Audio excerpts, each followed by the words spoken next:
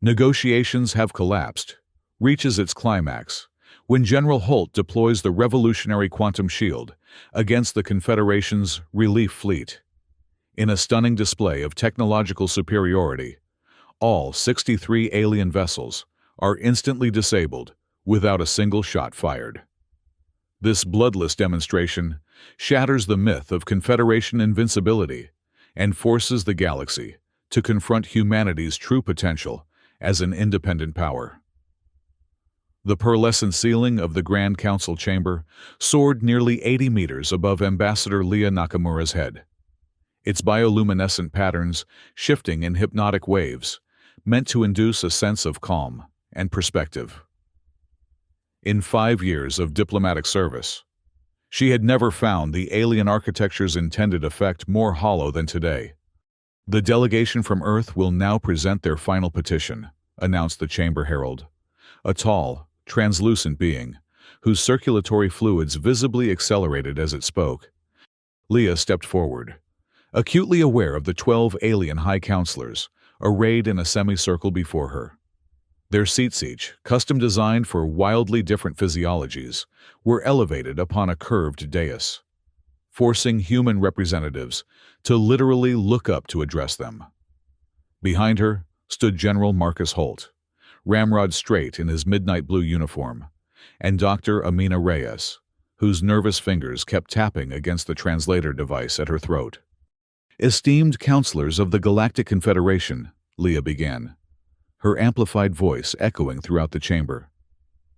"The people of Earth extend their continued gratitude for this opportunity to address concerns regarding the proposed treaty of mutual defense and cultural exchange."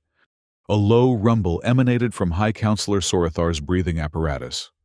The massive Zephyrian's 6 eyes blinked in their characteristic alternating pattern, a sign of impatience, as Dr. Reyes had explained during their preparation. "Ambassador," Sorathar interrupted, "we have endured 17 standard cycles of what you call negotiations. The Confederation's patience grows thin." Leah maintained her diplomatic smile despite the insult. 5 years ago, when humanity first detected the Confederation's probe ships at the edge of the solar system, such dismissive treatment would have been unthinkable. First contact had been celebrated across Earth with unprecedented unity, parades in every major city, global cooperation initiatives, quantum leaps in funding for space exploration. The Confederation had seemed benevolent then, offering technological exchange and protection within their ancient interstellar community. But something had changed in the past year. The warm welcome had cooled. Restrictions on human colony expansion had tightened. Technology transfers had slowed to a trickle. "High Counselor, we seek only clarification on Article 7 of the proposed treaty," Leah responded. "The language regarding oversight of human defense systems appears to have been substantially revised since our last meeting." Dr. Reyes stepped forward, her dark eyes focused on her holographic display. "If I may, the translation matrix shows significant semantic drift in the 3rd subsection. What was previously termed coordinated response protocols now reads closer to mandatory compliance mechanisms." General Holt's jaw tightened. Leah could practically feel the tension radiating from him. The military leader had opposed these negotiations from the beginning, arguing that the Confederation viewed humanity as little more than children to be controlled, or worse, potential rivals to be contained. "A matter of translation imprecision," dismissed Vox Nem, the avian counselor representing the Trill Collective. Her feathered crest rose in what humans had learned was an expression of superiority. "Your species' languages are remarkably primitive in their capacity for nuance." Leah felt a flash of genuine anger, but buried it beneath years of diplomatic training. She had devoted her life to building bridges between species, learning to see past the superficial differences to the shared values beneath. But lately, even she was finding it difficult to maintain her idealism. "Perhaps we could request the original text in Standard Galactic," she suggested. The silence that followed was telling. Sorathar's massive form shifted uncomfortably. "That will not be necessary." The High Counselor finally stated, "The Confederation High Council has reached a unanimous decision regarding Earth's petition. We have determined that humanity's continued autonomous development represents an unacceptable risk to galactic stability." Dr. Reyes's hand froze over her display. General Holt took a half-step forward before catching himself. "I don't understand," Leah said carefully. "What risk does Earth pose?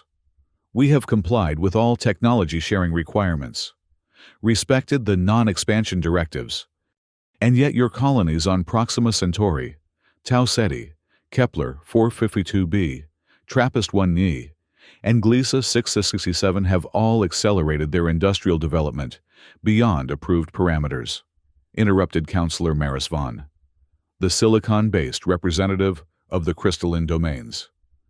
"Your military vessels now incorporate quantum shielding that our sensors cannot penetrate. Your communication networks employ encryption that defies our analysis." "Independence is not aggression," Leah countered, struggling to keep her voice level. "These developments are for our protection and—" "Protection from whom?"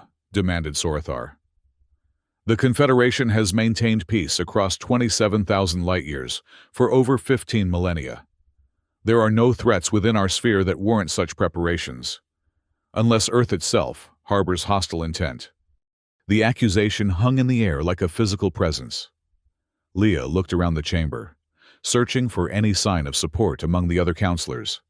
She found none.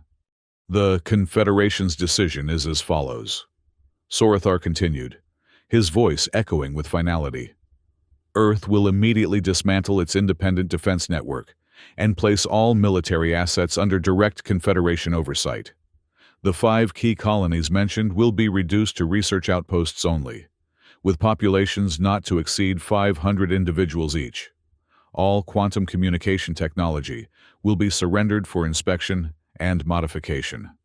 General Holt could contain himself no longer. "This isn't a treaty," he growled. "It's a surrender document." "General," Leah cautioned, but it was too late. "These terms are not negotiable," Sorothar stated flatly. "They represent the minimum requirements for Earth's continued participation in the Galactic Confederation." Dr. Reyes's translator device chimed with an urgent alert. She tapped it quickly, her eyes widening as she scanned the incoming data. Discreetly, she moved closer to Leah and whispered, "There's a hidden clause in the subtext. I've decoded it. If we accept these terms, they gain the right to adjust requirements as necessary to maintain stability. It's open-ended. They could demand anything in the future." Leah's blood ran cold. This wasn't just about current restrictions. The Confederation was seeking permanent control over humanity's destiny. "High Counselor," she said, her voice remarkably steady despite the turmoil she felt. "We request a brief recess to consult with our government regarding these unexpected terms." "You have 1 standard hour," Sorothar replied dismissively. "The Council expects your unconditional acceptance upon your return." As the human delegation retreated to their designated consultation room, the weight of the moment settled upon them. The sleek, oval chamber designed by the Confederation to mimic human aesthetic preferences, but somehow managing to miss the mark entirely, felt suddenly claustrophobic. "They're afraid of us," General Holt said, the moment the privacy field activated around them. 5 years ago, we were barely achieving reliable interstellar travel. Now, we've leapfrogged centuries ahead by adapting their tech in ways they never considered. Dr. Reyes nodded, her fingers flying across her secure terminal. "It's not just that. I've been monitoring communication patterns between member species. References to humans have shifted dramatically in tone over the past year, from curiosity to concern to outright fear." "But why?" Leah asked, pacing the length of the room. "We've been nothing but cooperative." "Because we learned too quickly," Holt replied. "What took them generations, we master in years. And we innovate where they only preserve." Leah accessed the secure quantum link to Earth Command. The face of President Alejandra Morales appeared on the display, her expression already grim. "We've been monitoring the council feed," the president said without preamble. "These aren't terms we can accept." "If we refuse," Leah cautioned, "we risk being cut off from the interstellar community. The technological setback alone would be devastating." General Holt stepped into view of the transmission.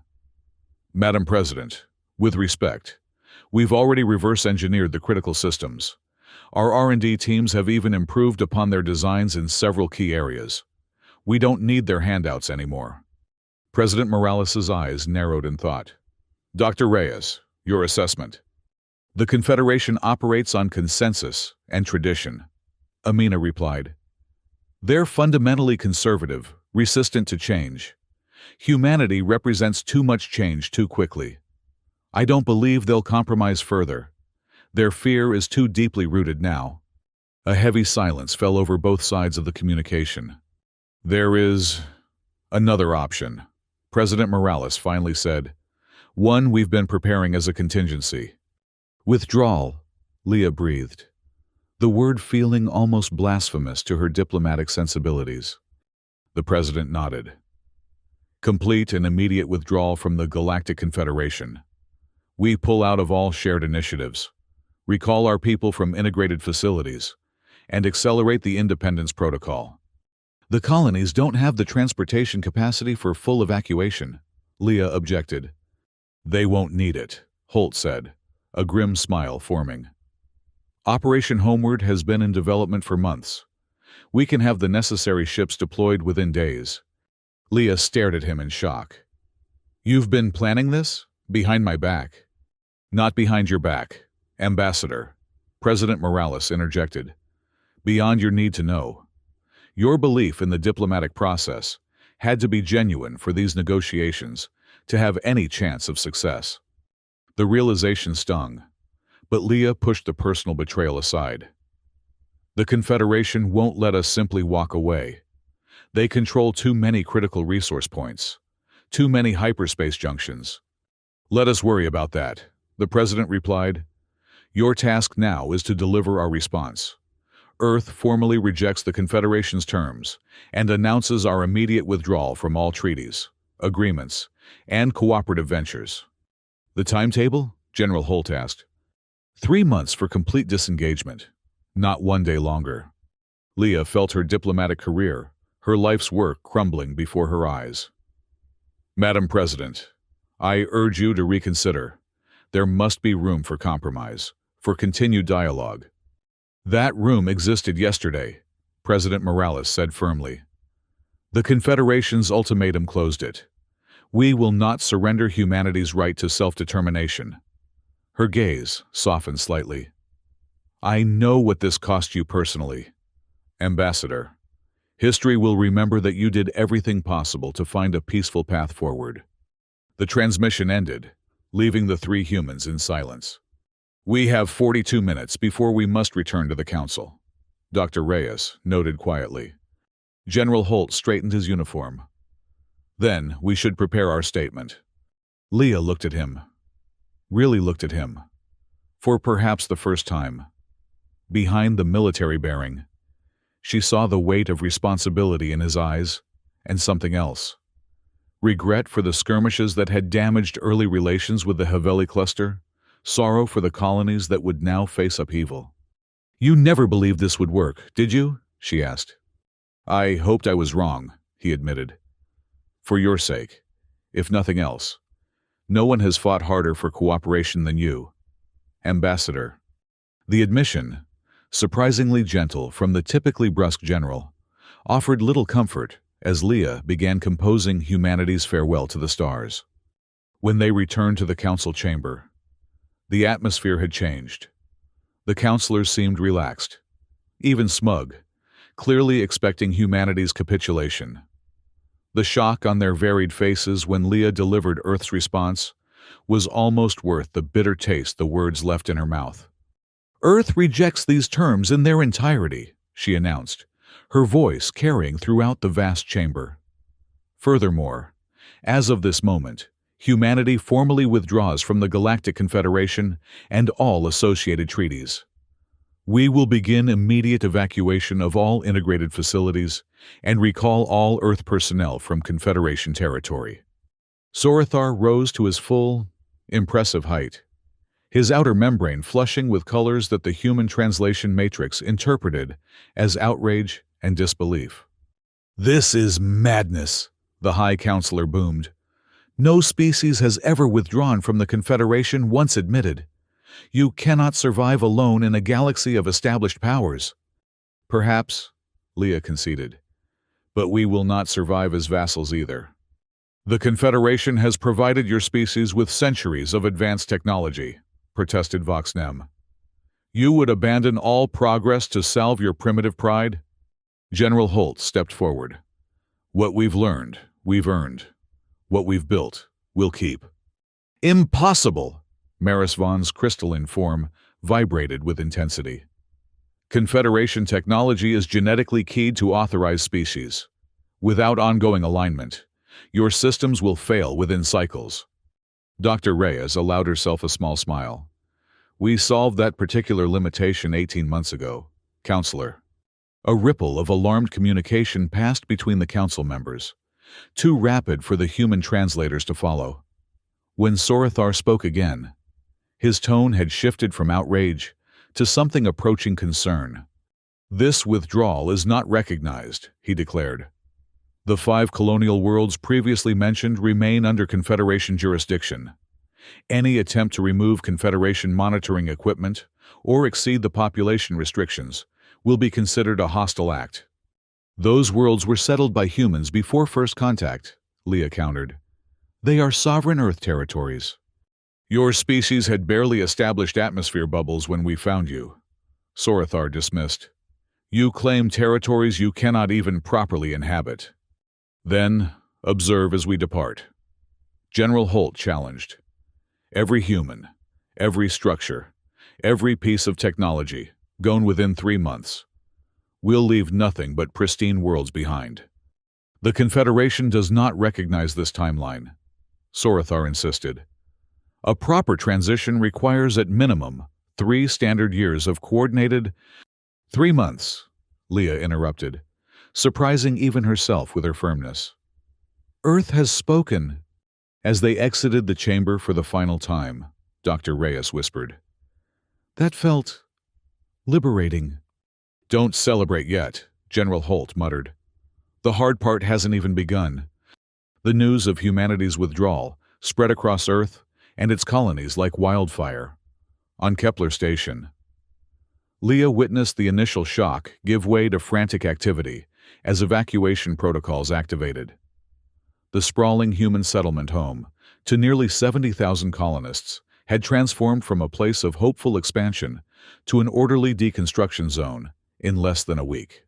Engineers worked around the clock, dismantling habitat domes and loading essential equipment onto massive transport ships that had appeared seemingly from nowhere, part of Holt's secret Operation Homeward.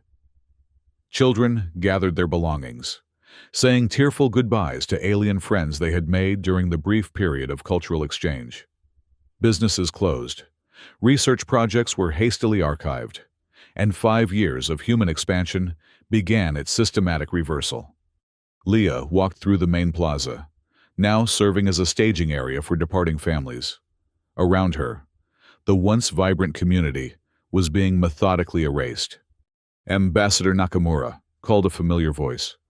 She turned to see Telix, a young Haveli administrator who had been among the most enthusiastic supporters of human-alien cooperation. The feathered beings' usual vibrant plumage had dulled a sign of distress in their species. "Is it true?" Telix asked, secondary vocal membranes quivering. "All humans leaving? Forever?" Leah nodded, the simple gesture painful. "The Confederation left us no choice. Telix. But what of our joint atmospheric renovation project? The native species reintroduction program? The children's cultural exchange?" Each question felt like an accusation. These were programs Leah herself had helped establish, believing they represented the beginning of true interspecies cooperation. "I'm sorry," she said, and meant it. "We've transmitted all research data to your teams. The projects can continue without us." "No." Telex's head crest flattened completely, the strongest expression of negative emotion their species could display. "They cannot. The Council has ordered all human-initiated projects terminated. They claim potential technological contamination concerns." Leah felt a flash of anger. "That's absurd. The atmospheric processors use Confederation-approved technology." "But human implementation methods," Telex countered. "Your species has a disturbing tendency to improve things." The statement, delivered without irony, highlighted the fundamental disconnect that had doomed the interspecies alliance from the start. What humans viewed as innovation, the Confederation saw as unpredictable deviation from tested patterns. "I wish things could be different," Leah offered lamely. "As do many of us," Telex replied. "Not all agree with the High Council's decision. There are those who believe humanity brings needed change." The alien hesitated, then added more softly, "Some even say the elders fear you." Before Leah could respond, her communication device chimed with an urgent alert. "I have to go," she apologized. "May your skies remain clear, Telex. And may your path lead home, Ambassador." The alien responded with the traditional farewell, as Leah hurried toward the Colonial Administration Center. She couldn't help but wonder if she had failed not just humanity, but allies like Telex as well. The evacuation center had been established in what was once the colony's primary school, a painful symbolism not lost on her. Inside, she found General Holt in heated discussion with Dr. Reyes and the colonial governor. "We cannot simply abandon the thermal regulators," the governor was saying. "They're maintaining critical balance in the northern ecosystem. Without them, the restoration project collapses. And if we leave them, the Confederation gets functioning terraforming technology they can study and replicate." Holt countered, "Nothing stays behind. Those are our orders."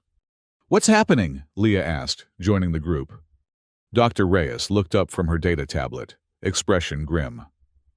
"We're encountering resistance, not just from the Confederation, but from our own people. Many colonists want to leave equipment behind for humanitarian reasons." "The directive is clear," Holt insisted. "Complete withdrawal. If we can't take it, we neutralize it." "Neutralize?" Leah echoed. "You mean destroy our own infrastructure?" "I mean ensure it can't be used against us later," the general clarified. "The Confederation claims they're concerned about our rapid advancement. Let's not give them working examples of our technology to study and potentially weaponize." "These are atmospheric processors, not weapons," the governor protested. "Anything can become a weapon in the wrong hands," Holt replied. "Or have you forgotten the Haveli border incident? They turned our own communication arrays against us, used them to penetrate our quantum firewalls." Leah remembered. The skirmish had been brief, but revealing, the first indication that beneath the Confederation's peaceful FOD lay the capacity and willingness to use force when their authority was challenged. "We need a compromise," she suggested. "Perhaps we can leave basic humanitarian technology that doesn't reveal our advanced capabilities." "And who decides what qualifies?" Holt asked. "Where do we draw the line, Ambassador? The water purification systems use our proprietary nanofiltration. The medical facilities contain human-modified diagnostic equipment. Even the damned lighting systems incorporate our quantum efficiency improvements." The colonial governor threw up her hands in frustration. "Then we're condemning 3 restoration zones to collapse. Years of work, destroyed. The alternative is giving the Confederation tools they can use to track or control us later," Dr. Reyes said quietly. "I don't like it either, but the general security assessment is sound." Leah felt the familiar headache returning, the one that had become her constant companion since the failed negotiations. "What about the joint research with Dr. Giral? The medical breakthroughs for neurodegenerative conditions?" A pained expression crossed Dr. Reyes's face. I've already had that conversation. It didn't go well. The systematic dismantling continued across all 5 major colonies over the following weeks. As evacuation ships departed in steady streams, the once thriving human settlements were reduced to hollow shells. Engineering teams worked methodically, removing or disabling every piece of technology that couldn't be transported. The sight of dark habitat domes and silent processing plants where vibrant communities had once stood filled Leah with profound melancholy. On TRAPPIST-1E, the situation deteriorated when a group of Confederation officials attempted to prevent the removal of a quantum communications array. General Holt's security forces formed a protective perimeter around the facility, while engineers hastily disassembled the critical components. "This facility was built with shared technology," protested the Confederation overseer, a tall Meridian whose translucent skin revealed agitated circulatory patterns. "It remains Confederation property." The base technology was shared, Holt acknowledged. "The improvements that make it actually function on this planet are entirely human innovations. Removing it will isolate 3 settlement clusters from emergency communications," the Meridian argued. "Settlements that will be entirely human-free in 2 weeks." Holt countered. "I suggest the Confederation prioritize installing their own systems." The confrontation ended without violence. But similar scenes played out across the evacuation zones with increasing frequency. The Confederation, initially dismissive of humanity's withdrawal as a temporary tantrum, had begun to realize the full extent of their dependence on human-modified systems. The situation reached a critical point at the Tau Ceti research outpost, where Dr. Girella, respected ethereal scientist, made a personal appeal to the evacuation team. The ethereals, with their gossamer bodies and profound connection to quantum states, had been among the few species to treat humans as equals from the beginning. "Please," the alien scientist implored, their form shimmering with distress waves. "The cellular regeneration laboratory contains the only functioning prototypes. 3,000 patients await treatment." Dr. Reyes, overseeing the laboratory decommissioning, faced her alien colleague with visible anguish. "I've transmitted all research data to your team, Dr. Girel. The theoretical framework is complete." "Theory without implementation means nothing to those suffering," Girel countered, their normally melodious voice strained. "You know the Confederation lacks the intuitive approach needed to reconstruct your methods." The exchange drew the attention of General Holt, who had arrived to inspect the evacuation progress. He observed silently from the laboratory entrance. "The decision isn't mine to make," Dr. Reyes said helplessly. "I have my orders." "Since when do scientists answer to military directives?" Girel asked. "The Amina Reyes I collaborated with placed healing above politics."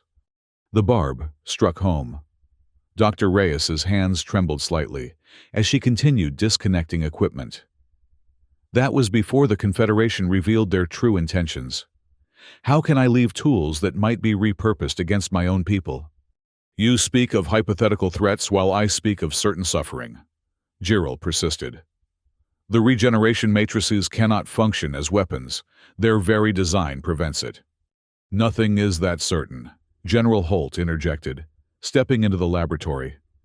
"The history of science is filled with peaceful discoveries, weaponized beyond their creators' imaginations." Girel's form contracted in the ethereal equivalent of a dismissive gesture. "You see threats everywhere, General." "Because they exist everywhere," Holt replied evenly, "including in well-intentioned research." Dr. Reyes looked between them, torn between her humanitarian instincts and her loyalty to humanity's difficult position. "What if," she began hesitantly, "what if we left a simplified version, one with limited capability, but enough to continue treating existing patients?" Holt's expression hardened. "Dr. Reyes." "3 components," she pressed. "Just the cellular stabilizers, the neural pattern mappers, and the basic regeneration matrices. Nothing that reveals our quantum integration methods or adaptive programming. And who maintains these systems when they inevitably malfunction? Holt challenged. I have trained assistants, Girl offered quickly. They can manage basic maintenance. Holt studied the alien scientist for a long moment. You understand what's happening here, don't you, Dr. Girl? The Confederation pushed us too far. They demanded we surrender our autonomy, our future. We refused. Individual Confederation members do not all share the High Council's position, Girl responded. Many of us valued the partnership with humanity. Not enough to oppose the Council's ultimatum, Holt noted. A tense silence fell over the laboratory. Finally, Holt spoke again, his voice slightly less rigid. The neural pattern mappers stay. Everything else goes. That's final. It wasn't the compromise Dr. Reyes had hoped for, but it was more than she had expected. As General Holt left the laboratory, she caught a glimpse of something unexpected in his eyes, not the cold calculation of a military strategist, but the weary resignation of someone making painful choices they believed necessary. That evening, unable to sleep in her rapidly emptying quarters, Dr. Reyes sought out Leah in the Colonial Administration Center. She found the ambassador staring at a holographic display of the evacuation progressa, sea of green indicators representing completed withdrawals, with scattered yellow and red markers showing ongoing operations. You should rest, Dr. Reyes advised, joining her friend. Tomorrow's transport schedule is grueling. Leah nodded absently, her attention fixed on the display. Did you know the Confederation has already begun installing replacement systems on Kepler? They're struggling. Their standard designs can't handle the atmospheric interference. They'll adapt, Dr. Reyes said, though without conviction. Will they? Leah wondered aloud. Their entire civilization is built on gradual, incremental change, cautious application of proven methods. They're facing dozens of simultaneous critical failures across 5 worlds. It's everything they fear unpredictable, rapid change requiring creative solutions. Dr. Reyes sighed heavily. I had a confrontation with Holt today about Dr. Giral's medical equipment. I heard, Leah replied. He compromised. That's unexpected. He's not the one-dimensional warmonger I thought, Dr. Reyes admitted. But I still question whether this scorched earth approach is necessary. We're causing suffering to prove a point. Are we? Leah asked, finally turning from the display. Or are we simply refusing to be controlled? The Confederation made their choice when they presented those terms. And the people caught in between? The patients, the collaborative research, the joint communities? Leah had no answer. The moral calculus was impossible, balancing humanity's right to self-determination against the immediate consequences for those dependent on human technology and presence. I keep thinking about something Telek said, she murmured. That not everyone in the Confederation agrees with the High Council. What if we're abandoning potential allies? Or giving them reason to question the Council's wisdom, Dr. Reyes suggested. Sometimes, systems only change when forced. The conversation was interrupted by an urgent communication alert. The face of Admiral Chen Holt's superior and commander of Earth's rapidly expanding defense fleet appeared on the main display. Ambassador, Dr. Reyes, the Admiral acknowledged. Is General Holt with you? I'm here. Holt's voice came from behind them as he entered the room. What's happened?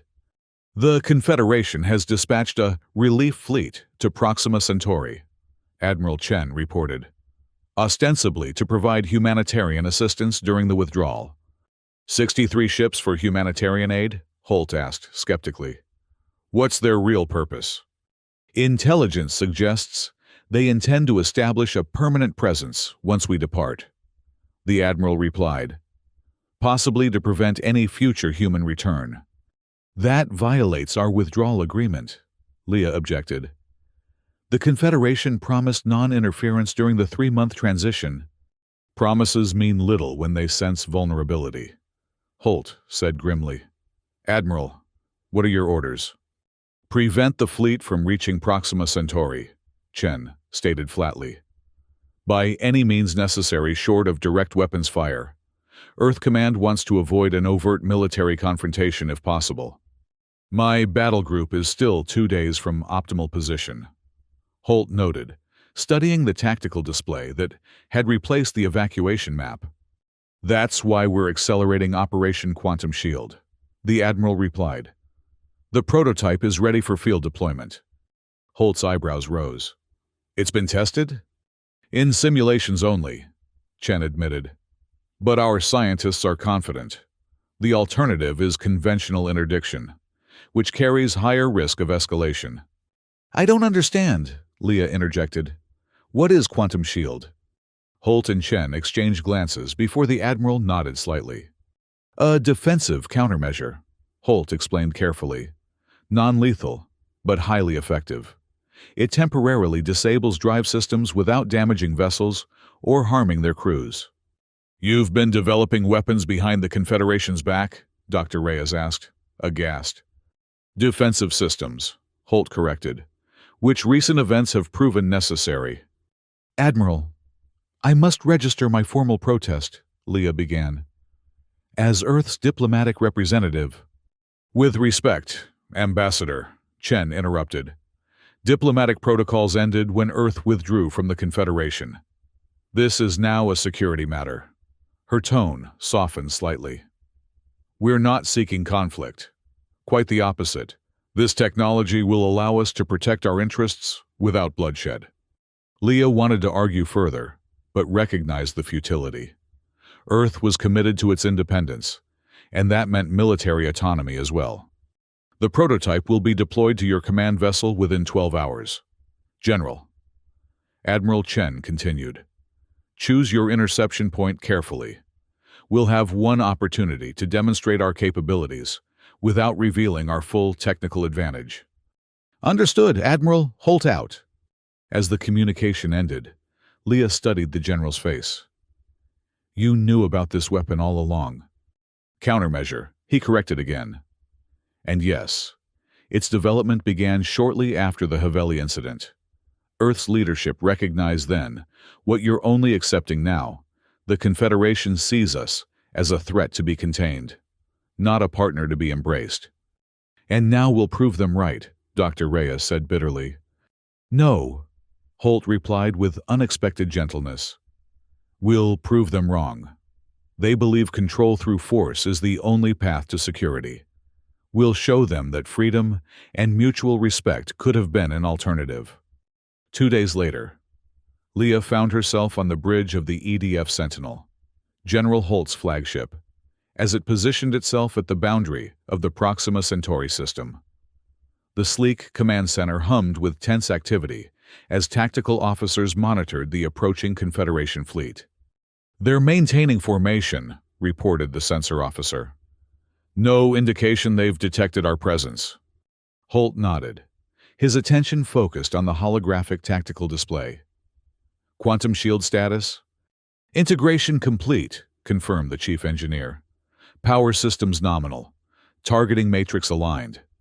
Leah, granted observer status, only by virtue of her former diplomatic rank, watched the proceedings with growing apprehension.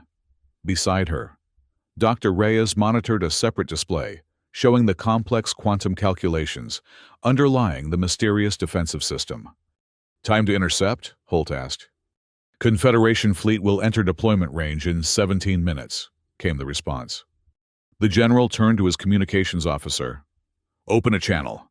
Let's give them the opportunity to withdraw peacefully. The alien Commandera Meridian Admiral, whose name translated as something approximating vigilant current, appeared on the main view screen. His translucent features registered visible shock at the human vessel's presence.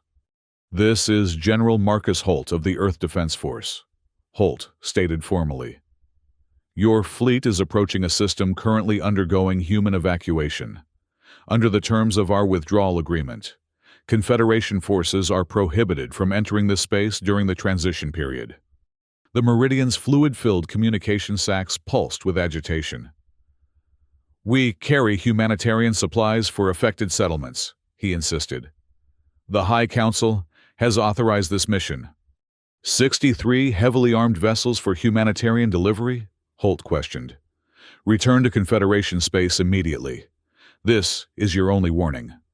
The alien admiral's colors shifted to patterns, indicating both anger and dismissal. You have no authority to issue such demands. Human. The Confederation goes where it wishes within its territory. Proxima Centauri is sovereign human territory, until our withdrawal is complete. Holt countered. You have 15 minutes to reverse course. The communication terminated abruptly from the Confederation side. They're increasing speed, reported the tactical officer. Formation tightening defensive posture.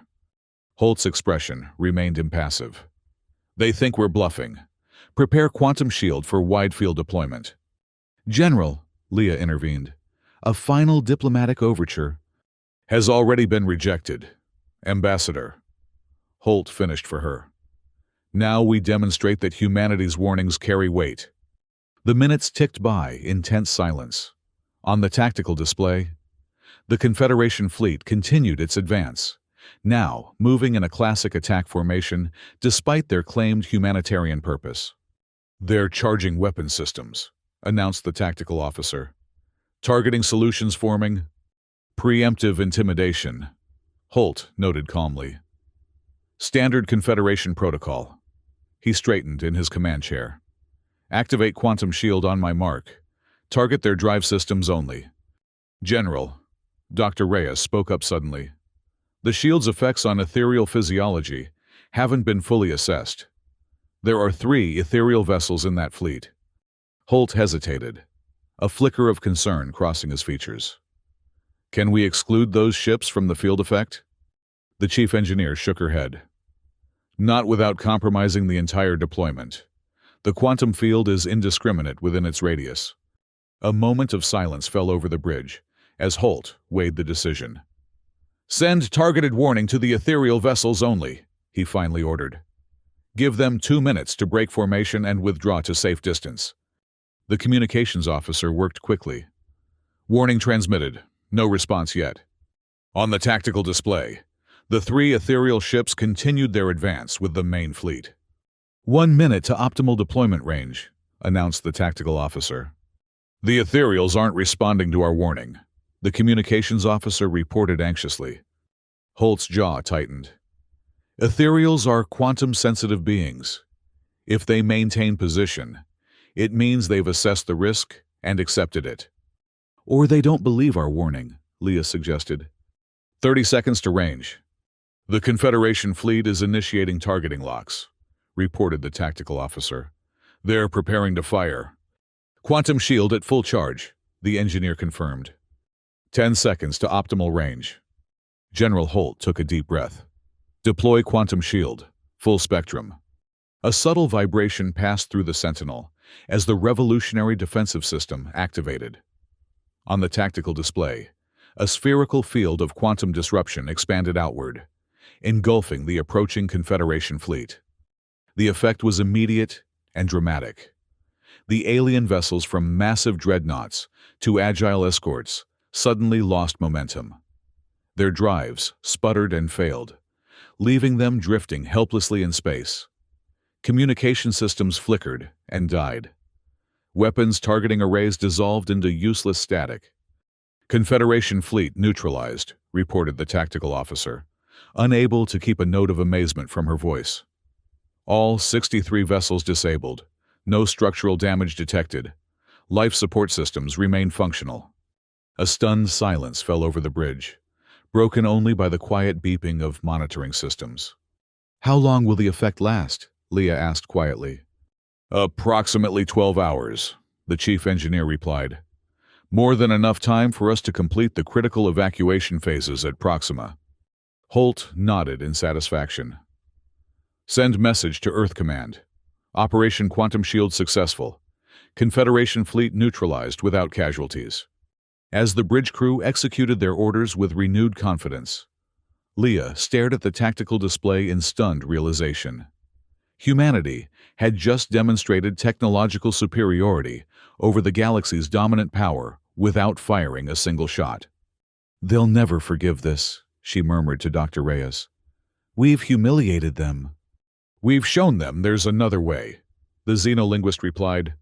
"Force isn't the only path to security." "Send recovery vessels to assist the ethereal ships first," Holt ordered. "Offer medical support if needed." "The Confederation will see this as an act of war," Leah cautioned. "No," Holt replied firmly. "They'll see it as an act of independence. There's a difference." He turned to face her directly. "We didn't target their people. We didn't destroy their ships. We simply refused to be bullied." As reports of the confrontation spread across the galaxy, the shockwaves were immediate and profound. The Confederation, long accustomed to unchallenged military superiority, faced an unprecedented crisis of confidence. Emergency sessions of the High Council stretched for days as the implications became clear. Humanity possessed technology that could neutralize their most powerful vessels without firing a shot. News feeds across star lanes carried footage of the disabled fleet drifting helplessly. Quantum communications networks buzzed with analysis and speculation. The myth of Confederation invincibility had been shattered in a single, bloodless encounter. On Nexus Prime, the Confederation capital, High Counselor Sorothar faced the most serious challenge to his authority in 3 centuries of leadership. The council chamber, once a place of stately deliberation, had descended into factional chaos. "You assured us humans would capitulate," accused Vox-Nem, her feathered crest fully extended in agitation. "Instead, they have humiliated the Confederation before the entire galaxy."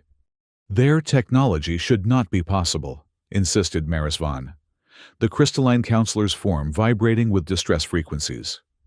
"Our scientists calculated at least 40 cycles before any species could develop quantum field manipulation of that magnitude." "Yet, they have done so," observed Nexor, the eldest of the ethereal representatives. "Perhaps our calculations require revision." Sorothar's massive form seemed diminished somehow. His colors muted. "The humans were meant to be contained," he rumbled. "Their unpredictable development patterns threaten the stability we have maintained for millennia." "And now," challenged a younger Zephyrian counselor named Thexus, "they depart with technology we cannot counter, resentment we have earned, and knowledge of our weaknesses." The debate raged for days as the full extent of the crisis became apparent. The withdrawal of human engineers and scientists had left critical systems failing across dozens of worlds. Confederation standard designs, long unchallenged and unimproved, proved inadequate replacements for human innovations. On Zephyra Prime, power grid failures plunged entire continents into darkness. Communication blackouts isolated star clusters from the central networks. Agricultural colonies reported crop strains reverting to wild variants without the specialized maintenance the humans had introduced. The younger members of various species, particularly those who had worked directly with humans, began organizing protests in the streets of major Confederation worlds. On Thexus 4, Zephyrian youth occupied the planetary council halls, demanding renewed dialogue with Earth. "The elders have failed us," proclaimed their leader, a fiery young academic named Zilith. "They feared human creativity instead of embracing it as a catalyst for our own renewal." In her temporary quarters aboard the EDF Sentinel, Leah monitored these developments with a mixture of vindication and regret. The view screen displayed footage of Zilith's impassioned speech, the young alien's words automatically translated by the ship's systems. "They're experiencing the consequences of dependency," General Holt commented, joining her. "The Confederation outsourced innovation to us, then feared the very capabilities they relied upon. Those protests could lead to meaningful change," Leah observed. "Perhaps eventually to a more equal relationship between Earth and the Confederation." "Perhaps," Holt acknowledged, "but Earth cannot wait for their internal politics to evolve. We must secure our independence first." And then, The general's expression softened slightly.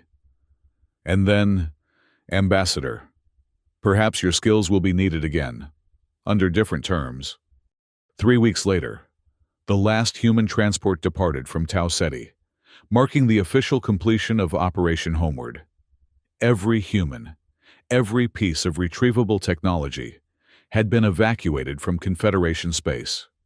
The 5 major colony worlds stood empty, pristine, and untouched, as General Holt had promised. From her vantage point aboard Earth's orbital command station, Leah watched the final ships return. The massive evacuation fleet, hundreds of vessels of various sizes and functions, represented both an ending and a beginning for humanity. "Quite a sight, isn't it?" Dr. Reyes remarked, joining her at the observation window. 5 years ago, we couldn't have imagined building a fleet this size, let alone coordinating an operation of this magnitude. "We've changed," Leah acknowledged. "The question is, into what?" a species that refuses to be controlled, Dr. Reyes suggested. Is that so terrible? Before Leah could respond, a priority alert sounded throughout the station. All available view screens switched to a live feed from Nexus Prime's periphery, where a small, sleek vessel of unmistakably human design had appeared without warning. What is this? Leah demanded, rushing to the nearest communications terminal. Who authorized a ship to approach Confederation space? The face of Admiral Chen appeared on the screen. "A final diplomatic gesture, Ambassador. One I believe you'll approve." The feed switched to show the mysterious vessel transmitting a message to the startled Confederation Border Patrol. Though no audio was available, the subtitles displayed the brief communication. "To the people of the Galactic Confederation, Earth extends an offer of reconciliation and renewed dialogue on terms of complete equality. We do not seek isolation, but neither will we accept subjugation. When you are ready to engage as genuine partners, rather than patrons, you will find us waiting. Until then, we chart our own course among the stars." The message complete, the human vessel activated a drive system unlike anything previously seen, and simply vanished from all Confederation sensors. No hyperspace window, no quantum signature, no trace of its passage remained. What was that? Leah breathed. That technology wasn't part of our known capabilities. Admiral Chen smiled enigmatically. "Commander Reyes has been busy." "Commander?" Leah turned to her friend in confusion. Dr. Reyes, no, apparently, Commander Reyes looked slightly embarrassed. "My new assignment, Phase Exploration Division. The Confederation needs to understand that our withdrawal isn't regression, but advancement," Admiral Chen explained. "That ship, the Pathfinder, just demonstrated technology, at least 3 centuries beyond current Confederation capabilities." "A show of force?" Leah asked, troubled by the implications. "A demonstration of potential," the Admiral corrected.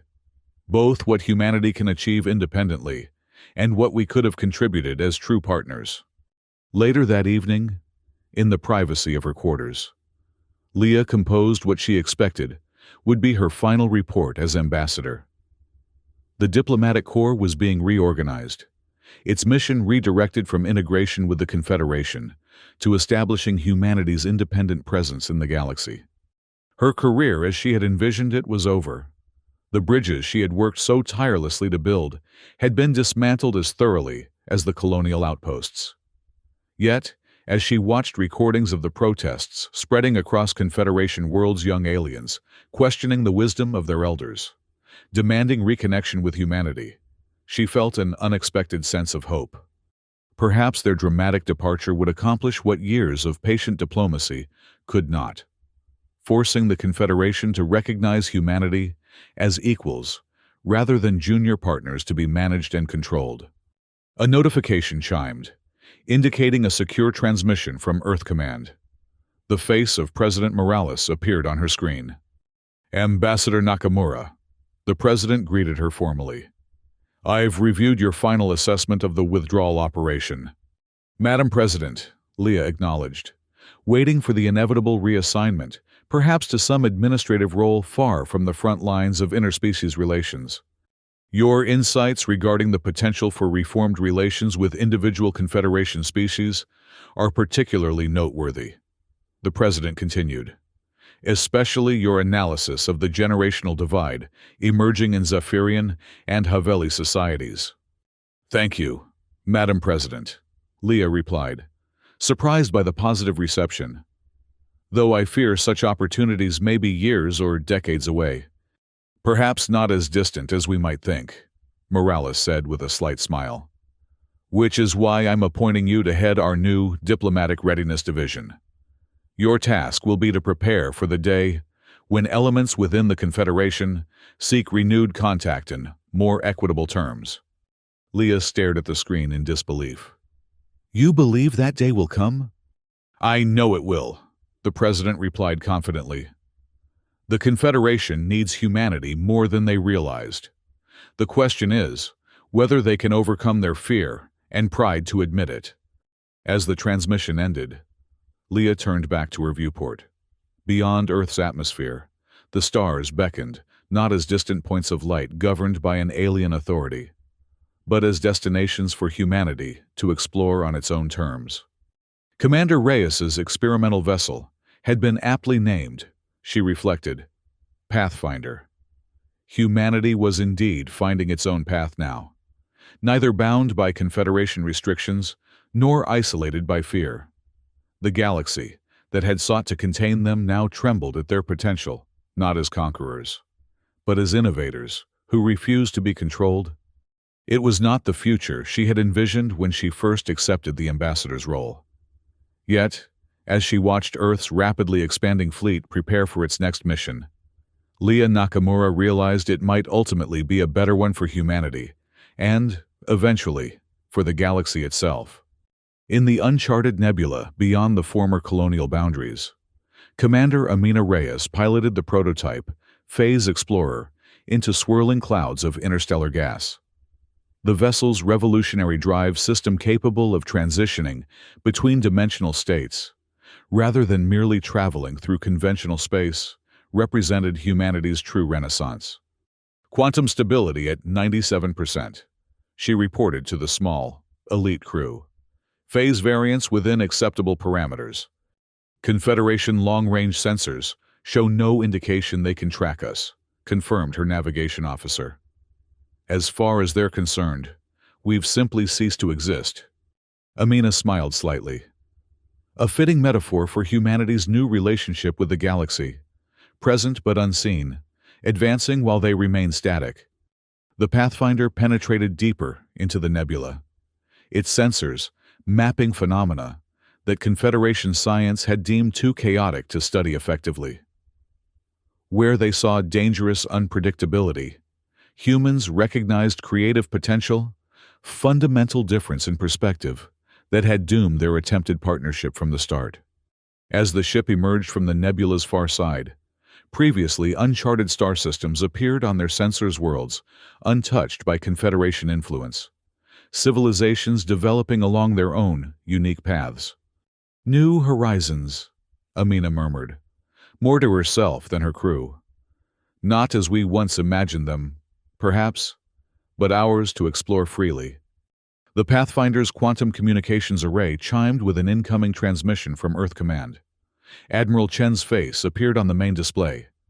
Commander Reyes, she greeted. The Confederation Council has issued a formal protest regarding our provocative incursion into their territory. They're demanding explanations for technology they claim violates natural laws. Amina couldn't help but laugh. Natural laws, or simply their understanding of them? Precisely, the Admiral replied with a satisfied expression. Meanwhile, we've received unofficial communications from representatives of the Ethereal Collective and 3 Zephyrian colony worlds. They're seeking cultural exchange opportunities outside official Confederation channels. The beginning of fractures within their unity, Amina observed. Independence is contagious, agreed the Admiral, especially when its benefits become apparent. Her expression grew more serious. Your new orders, Commander, continue mapping the uncharted regions beyond Confederation space. Establish contact with any civilizations you encounter, and demonstrate that humanity seeks cooperation, not domination. Despite our forced departure? Amina questioned. Because of it, Chen corrected. We've shown the galaxy that freedom has costs, but also that it has immeasurable value. As the Pathfinder continued its journey into unexplored space, news of humanity's dramatic technological leap spread through the Confederation like wildfire. The mysterious disappearing ship became a symbol of threat to some, of hope to others. Young aliens whispered of human innovations, questioned ancient restrictions, and began to imagine different possibilities for their futures.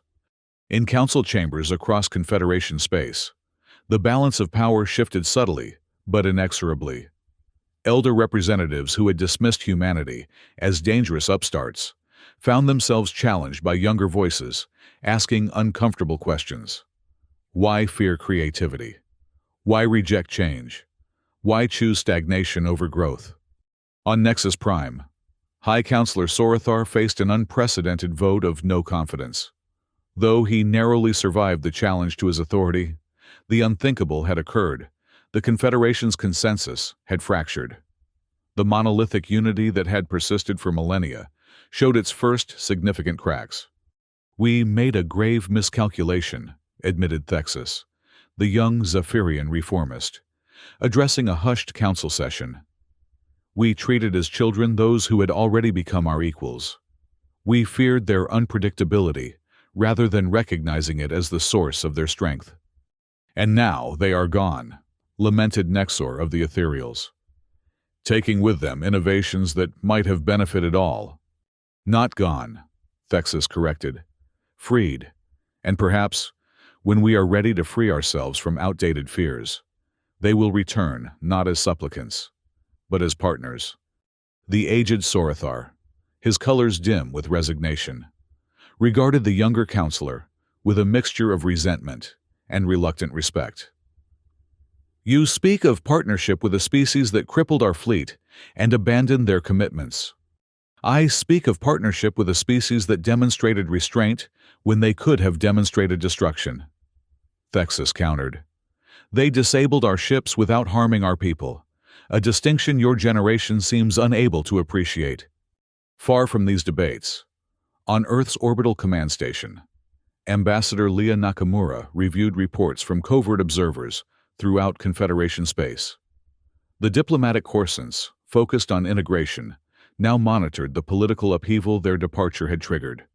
The reformist movement is gaining momentum, she noted to General Holt, who had been promoted to oversee Earth's expanded defense network, particularly among species that worked closely with human engineers and scientists. They've discovered that progress isn't something to fear, Holt replied. That innovation can enhance tradition, rather than threaten it. A lesson the Confederation leadership might have learned without this rupture, Leah observed with a trace of her old regret. Some lessons require hard experience, the general said, his tone surprisingly philosophical. We offered cooperation. They demanded submission. The choice was theirs. Leah studied the man she had once viewed as a simplistic militarist. The past months had revealed depths she hadn't anticipated, a commitment to humanity's freedom, tempered by genuine concern for innocent lives on both sides. What happens when they reach out again? She asked. When the reformists gain enough influence to reopen dialogue? Holt considered the question carefully. We listen. We engage. But we never again surrender our autonomy or our right to self-determination. A slight smile softened his typically stern features. And you, Ambassador, will lead those discussions from a position of strength rather than supplication. A strange new universe, Leah mused, where diplomats are backed by phase explorers and quantum shields. Not so strange, Holt countered. Just balanced. True peace requires mutual respect, and respect sometimes requires demonstration of capability. As they spoke, humanity's expansion continued, not through conquest or domination, but through exploration and innovation. The Phase Explorer fleet, growing steadily under Commander Reyes's guidance, mapped regions the Confederation had dismissed as too chaotic or dangerous to navigate. New trade relationships formed with independent worlds beyond Confederation influence. Cultural exchanges flourished with species eager to experience human creativity without Confederation filters. And throughout it all, Earth maintained its open offer: reconciliation based on equality, cooperation without control. 3 standard cycles later, far sooner than anyone had predicted, a single ethereal vessel appeared at the edge of Earth's defensive perimeter. It carried observers from 7 Confederation species, including representatives of the growing reformist movement. "We come to witness," announced their leader, the young Zephyrian Zilith, who had led the first protests. "To understand the path of independence you have chosen, and perhaps, in time, to build new bridges not between patron and client, but between equals." As Ambassador Nakamura welcomed this first tentative delegation, she reflected on the journey that had brought humanity to this moment. The withdrawal that had seemed like an ending had become a beginning instead. The galaxy that had sought to contain humanity now looked to it for inspiration, sometimes in fear, increasingly in hope. Beyond Earth's atmosphere, Commander Reyes guided her latest Phase Explorer toward uncharted space, carrying humanity's promise and potential to worlds yet unknown. The future stretched before them, not as subjects of an ancient hierarchy, but as architects of their own destiny. The negotiations had indeed collapsed, but from their ruins had emerged something far more valuable: a galaxy awakening to new possibilities, and a humanity unbound at last.